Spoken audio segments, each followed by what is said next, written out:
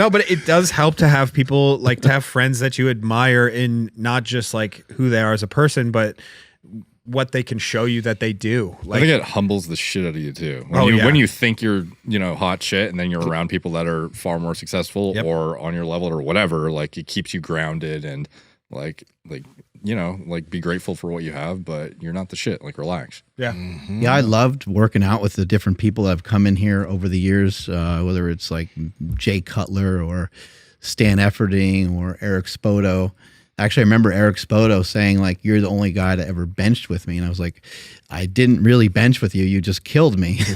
This guy benched 635 for a double that day. And I think I did pretty well, but I benched probably 100 pounds less at least. And he was like, no, I just mean, like, once I start going up in weight, people just leave. And I was like, I'm the only guy that ever stick around. I'm like, all right, that sounds cool. Like, I kind of like that. It gives me a lot of motivation.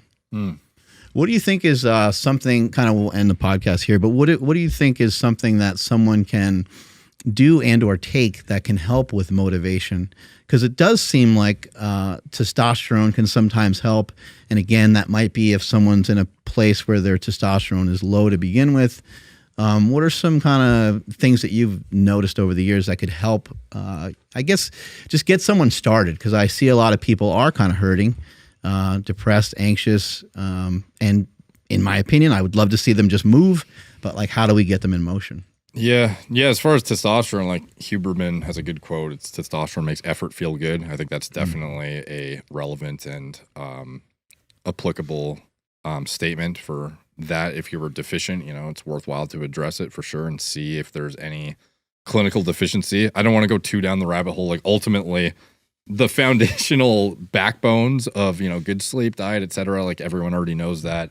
That's going to be the meat and potatoes of everything as far as, like, motivating yourself with drugs or not. Like, I think ultimately if there's a deficiency, it could absolutely be, detrimental to your drive to even want to go to the gym. It becomes impossible not only to build sufficient muscle or make any progress, but also your motivation and mental state to actually even be conducive to getting off your ass could be very, very hindered if you have suboptimal testosterone, for example. So I think that's a worthwhile example, but it's definitely, the answer to that is not just go inject yourself. It's very much to find out, like, is this the reason why you feel this way and the reason why your mental state is in the place it is?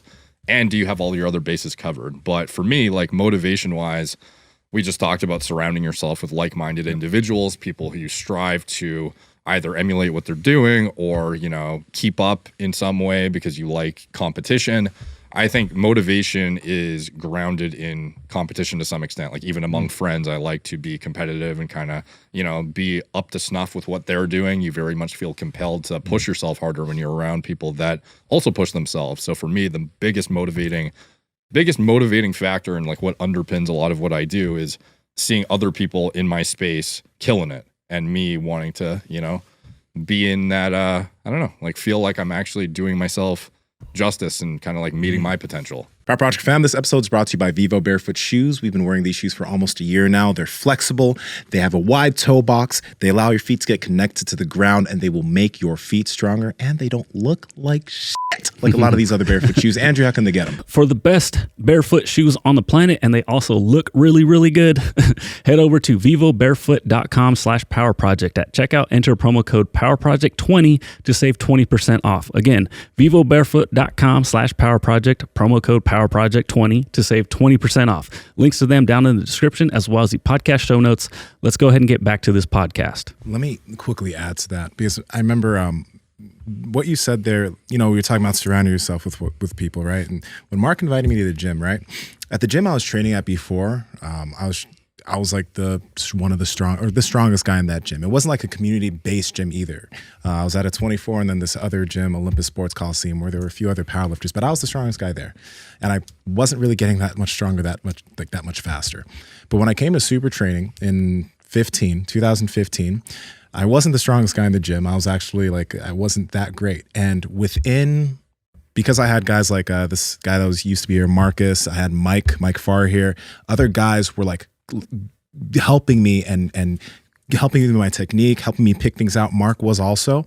Within a few months, my deadlift regressed a little bit because they changed up my form. And then I was able to put like 80 good pounds on my deadlift within a 5 or 6 month period. This is a gain that I didn't have before because I didn't have people around me that were helping me improve. I wasn't seeing people around me that were lifting some crazy weight. But within a short amount of time, by getting around people that were much stronger than me, that had way more knowledgeable than me in that, right? I got stronger so much faster. Now, I know this isn't a motivation thing or a testosterone thing or whatever, but by getting around better people, I immediately became better just by a byproduct of having them around me. And they're probably, probably shit happened to my hormones to some extent, but the basis of trying to improve your surroundings of the people around you is actually a very, very big deal to any type of progress. Yeah, for sure. And I think also just doing what you love is the most important thing too, because you're not going to be motivated to continue pushing once you start to burn out or something presents itself that's, you know, an obstacle. If you're doing something you fucking hate, like you almost have to push yourself just to do the thing, like almost in a mediocre way. Like if you're doing I'm not necessarily saying everyone, you know, go quit your job if you don't like it or anything, but like doing activities that you're passionate about, I think everyone can resonate with the fact that it's easiest to excel and lean into that and become better or improve in some capacity when you actually care about what you're doing. So yeah, like even from the content side or, you know, the business side, like whatever it is that, or if you're, you know, hyper passionate about training, all that stuff, surrounding yourself with the right people, but also making sure you love what you're doing, I think is absolutely, I don't know, at the pinnacle of success. Yeah, then give yourself some slack too. If there is something that you really do like and enjoy, and if you have moments where you don't necessarily feel like doing it, I suppose you can like force yourself to do it. But it's been my experience. It's been nice just to let it pass. Like it was to let it go. Like with lifting, I don't mind like letting lifting go for a little bit because I know that there's going to be some, like I've always lifted. I love it. It will always be there. And if I have a couple days or week or something where I just don't really feel like doing much of it, I'm totally cool with it. Hey, I know you guys enjoyed the video, so like, comment, subscribe, and head to the Power Project Discord below. Talk to y'all later.